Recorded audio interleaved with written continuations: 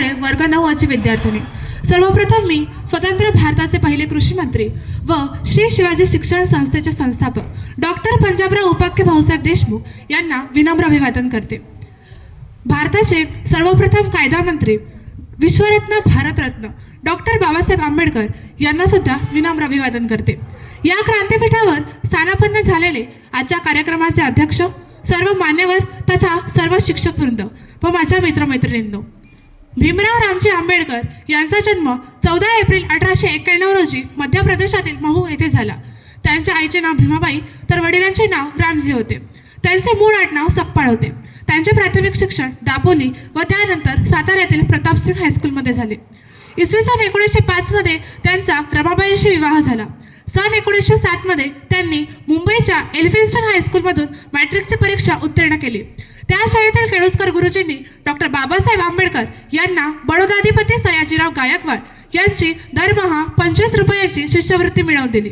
त्यानंतर त्यांनी अर्थशास्त्र आणि राज्यशास्त्र हे विषय घेऊन 1912 मध्ये BA ची पदवी संपादन केली।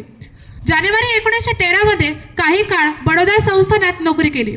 जुलै 1913 ते जुलै 1916 या काळात डॉक्टर बाबासाहेब आंबेडकर यांनी उच्च शिक्षणाकरिता अमेरिकेतील कोलंबिया विद्यापीठात प्रवेश घेतला।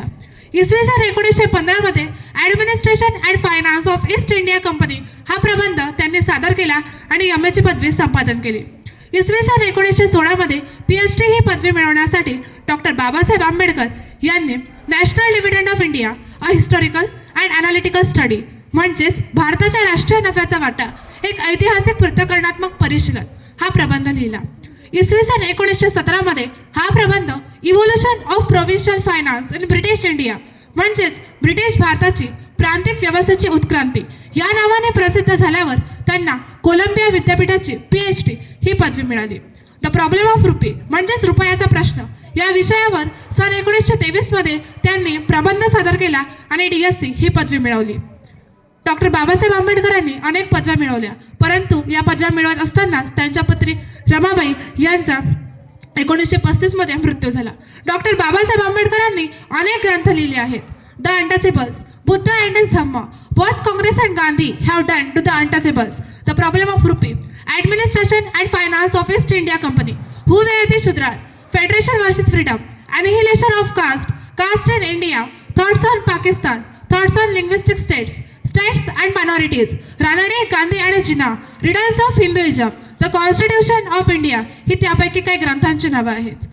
द सिम्बॉल ऑफ नॉलेज म्हणजेच ज्ञानाचे प्रतीक म्हणून डॉक्टर बाबासाहेब आंबेडकर यांना ओळखले जाते। आजही कोलंबिया विद्यापीठात शतकातील सर्वोत्तम विद्यार्थी म्हणून डॉक्टर बाबासाहेब आंबेडकर यांचे नाव लिहिले आहे। भीमराव स्वतंत्र भारताचे पहिले कायदा मंत्री होते। त्यांनी मंत्रिमंडळामध्ये हिंदू कोड बिलाची मागणी केली, परंतु ते अमान्य झाल्यामुळे त्यांनी कायदा मंत्री पदाचा राजीनामा दिला।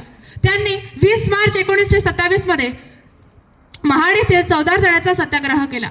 25 डिसेंबर 1927 मध्ये अस्पृश्यतेचे समर्थन करणारा मनुस्मृती या ग्रंथाचे त्यांनी दहन केले। त्यामुळे 25 डिसेंबर हा दिवस मनुस्मृती दहन दिन म्हणून साजरा केला जातो। त्यांनी 2 मार्च 1930 मध्ये नाशिक येथील काळाराम मंदिराचा सत्याग्रह केला। इतकेच नव्हे तर सरकारी अधिकाऱ्यांना दिवाळीला बोनस मिळते। हे बोनस मिळण्यामागे डॉक्टर बाबासाहेब आंबेडकर यांचेच योगदान आहे। कसे ते समजून घ्या। इंग्रजांनी भारतावर 150 वर्ष राज्य केलं। त्यांनी भारतातील जनतेचा मजूर म्हणून पुरेपूर वापर करून घेतला। त्या काळामध्ये आठवडा पगार पद्धती होती, म्हणजे कर्मचाऱ्याला बाजाराच्या दिवशी दर आठवड्याला पगार मिळत असे। आता एका वर्षामध्ये 52 आठवडे असतात, म्हणजेच आठवड्यानुसार कर्मचाऱ्याला एका वर्षात 52 वेळा पगार मिळत असे। परंतु काही कालावधीनंतर इंग्रजांनी भारतात कॅलेंडर आणून मासिक पगार पद्धती सुरू केली, म्हणजेच दर महिन्याला पगार मिळत असे। आता जेव्हा आठवडा पगार पद्धती होती तेव्हा एका वर्षात कर्मचाऱ्याला 52 वेळा पगार मिळत असे, कारण एका वर्षात 52 आठवडे असतात। आणि जेव्हा मासिक पगार पद्धती आणली तेव्हा एका वर्षात कर्मचाऱ्याला 12 वेळा पगार मिळत असे, कारण एका वर्षात 12 महिने असतात। पण जर आपण 52 भागिले 4 म्हणजेच 52 डिवायडेड बाय 4 हे गणित सॉल्व्ह केलं तर त्याचा आन्सर येते 13। म्हणजेच जेव्हा आठवडा पगार पद्धती होती तेव्हा कर्मचाऱ्याला 13 महिन्याचा पगार एका वर्षात मिळत असे, आणि जेव्हा मासिक पगार पद्धती आणली तेव्हा एका वर्षात कर्मचाऱ्याला 12 महिन्याचा पगार मिळतो। म्हणजे 12 × 48, 12 × 4 = 48, 48 आठवड्यांचाच पगार सरकारी कर्मचाऱ्यांना मिळत असते. अख्ख्या भारतामध्ये हे गणित फक्त डॉक्टर बाबासाहेब आंबेडकर यांच्या लक्षात आलं. इंग्रजांनी म्हटलं, आम्ही ही पगार पद्धती सुरू केली आहे, आता हा पगार आम्ही द्यावा कसा. तेव्हा डॉक्टर बाबासाहेब आंबेडकरांनी इंग्रजांना सुचवलं, भारतामध्ये मोठ्या प्रमाणात दिवाळी हा सण साजरा केला जातो, त्यामुळे हा पगार तुम्ही दिवाळीला बोनस म्हणून द्यावा. आणि तेव्हापासून भारतामध्ये बोनसची पद्धत सुरू झाली. डॉक्टर बाबासाहेब आंबेडकरांनी विविध देशांच्या संविधानाचा अभ्यास व चिंतन करून भारतीय संविधानाचा मसुदा तयार केला. हा मसुदा संविधान सभेत सादर करून त्यांनी सदस्यांच्या प्रश्नांना उत्तरे दिली. सदस्यांनी सुचवलेल्या सूचनांप्रमाणे मसुद्यात बदल करून त्यास अंतिम रूप दिले. ही सर्व कामे डॉक्टर बाबासाहेब आंबेडकरांनी केल्यामुळे त्यांना भारतीय राज्यघटनेचे शिल्पकार असे म्हणतात. भारतीय संविधानाने आपल्याला अनेक अधिकार दिले आहेत.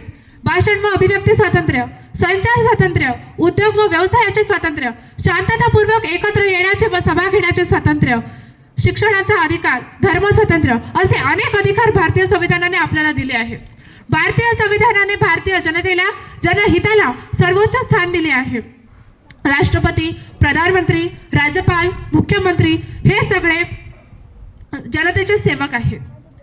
भारतीय संविधान भारतीय लोकांनी फॉलो केलं तर भारताचा आपोआपच विकास साधला जाईल. डॉक्टर बाबासाहेब आंबेडकर त्यांच्या भाषणात म्हणतात, एखाद्या देशाचं संविधान कितीही चांगलं असेल पण त्याला फॉलो करणारे लोकच खराब असतील तर ते संविधान कितीही चांगलं असलं अंतिमतः ते वाईटच सिद्ध होते.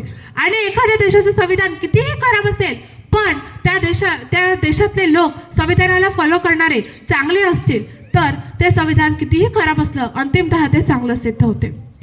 परंतु मित्रांनो, माझ्या मते भारताच्या आजच्या स्थितीचा विचार करता भारताचा फारसा विकास झालेला नाही. भारतामध्ये आजही जातीवाद, मनुवाद आढळतो. विद्यार्थ्यांना शिक्षणापासून वंचित ठेवले जाते.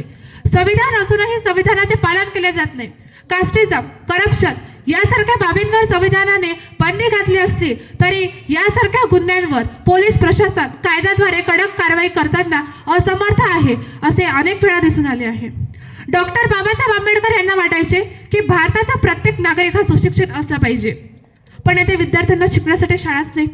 उत्तर प्रदेशामध्ये 66,000 सरकारी शाळा बंद करण्यात आल्या. विद्यार्थ्यांना शिक्षण नाही, तरुणांना रोजगार नाही, रुग्णांना दवाखाने नाही आणि अखंड भारत बनणार.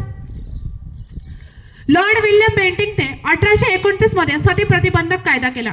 लॉर्ड डलहौसीने 1856 मध्ये विधवा पुनर्विवाह कायदा केला. हे कायदे सामाजिक दृष्टीने समाजाच्या प्रगतीने अतिशय उपयुक्त आणि महत्त्वपूर्ण होते. या कायद्यांना विरोध करणारे भारतीयच होते. भारतामध्ये तुम्ही किती ज्ञानी आहात हे पाहिले जात नाही, तर तुम्ही कोणत्या जातीचे आहात, कोणत्या धर्माचे आहात हे पाहिले जाते. म्हणून तर IPS पुरण कुमार सारखे लोक जातीवादामुळे त्रस्त होऊन आत्महत्या करतात. डॉक्टर बाबासाहेब आंबेडकर म्हणतात, religion is meant for man but man is not meant for religion. धर्म हा माणसासाठी बनलेला आहे, माणूस धर्मासाठी बनलेला नाही. अशा या महान व्यक्तीचा 6 डिसेंबर 1956 मध्ये मृत्यू झाला. त्याच्या महापरिनिर्वाण दिनी मी त्यांना पुनश्च एकदा विनम्र अभिवादन करते. जय हिंद, जय भीम, जय भारत.